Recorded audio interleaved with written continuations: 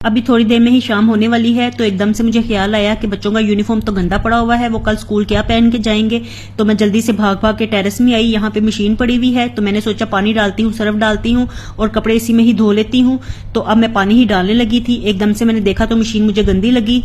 तो इसमें मुझे मिट्टी नजर आई और मशीन मुझे लगता है खुली रह गई थी, तो यहाँ पे डस्ट काफी ज्यादा इसमें पड़ गई थी। मशीन को मैंने अच्छी तरह से धो लिया है, साथ ही मैं अब बच्चों का यूनिफॉर्म डाल दूंगी। तो अब मैं भाग भाग के अंदर जाती हूँ और जल्दी से यूनिफॉर्म पकड़ के लेके आती हूँ।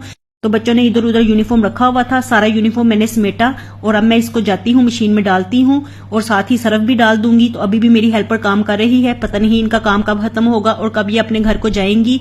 तो सारा दिन इसी तरह से ही निकल जाता है काम करवाते करवाते और अपने लिए कोई टाइम बचता ही नहीं है।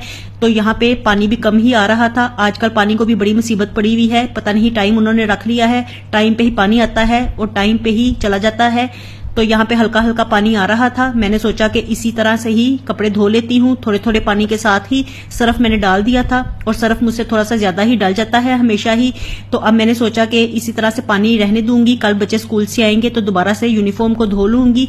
और यहाँ पे सारे करेले मैंने बना के रख लिए थे, बड़े बड़े करेले थे तो मैंने दरमियान से काट लिए और मैं सोच रही थी कि इनके बुत करेले बनाऊंगी। बुत करेले ना मुझे बड़े अच्छे लगते हैं खाने में, तो इसलिए मैंने सोचा कि इनके बुत करेले ही बनाऊंगी। सारे करेले बना के मैंने नमक डाल के रख दिया है और अब कपड़े ड्राई करके मैं अंदर ले आई थी। यहाँ पे मैंने स्टैंड रख दिया था पंखे के नीचे, तो यहाँ पे ही कपड़े सूखते रहेंगे।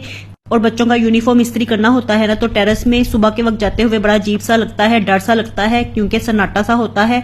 तो इसलिए मैंने सोचा कि यहाँ पे ही स्टैंड रख देती हूँ, कपड़े खुद ही सूखते रहेंगे। इतनी देर में बच्चे भी ट्यूशन से आ गए थे, आते साथ ही उन्होंने शोर मचा दिया था कि खाना दें खाना दें। और अभी गोभी मेरी पक्की नहीं थी, तो मैंने उनको कल का पड़ा हुआ साग ही दे दिया गर्म करके, साथ रोटी बना दी थी। और पहले रोटी पका के मैंने हनान को दे दी थी, वो कह रहा था कि मुझे ज्यादा भूख लगी हुई है। और अब मैंने रोटी बनाई थी तो मुर्जा को देने के लिए आई थी और वो यहाँ पे पहले की तरह ही टैब खेल रहा था, उसको और कोई काम नहीं है, बस टैब ही खेलता रहता है। और इतनी देर में गोभी भी बन गई थी, बड़ी मजेदार गोभी लग रही थी, खुशबू बड़ी अच्छी आ रही थी।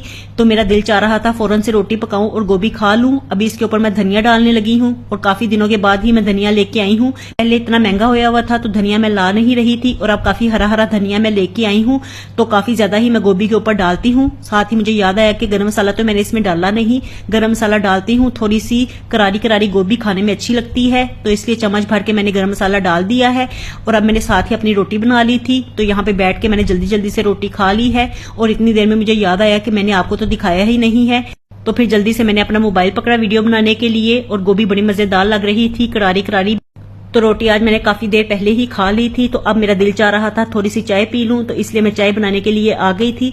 चाय मैं अपने लिए बनाने लगी, तो मेरे बच्चे भी मुझे कहने लगे कि हम भी चाय पियेंगे, तो इसलिए मैंने 1 कप उनके लिए भी बना लिया था। मैंने सोचा आधा आधा उनको भी दे लेती हूँ।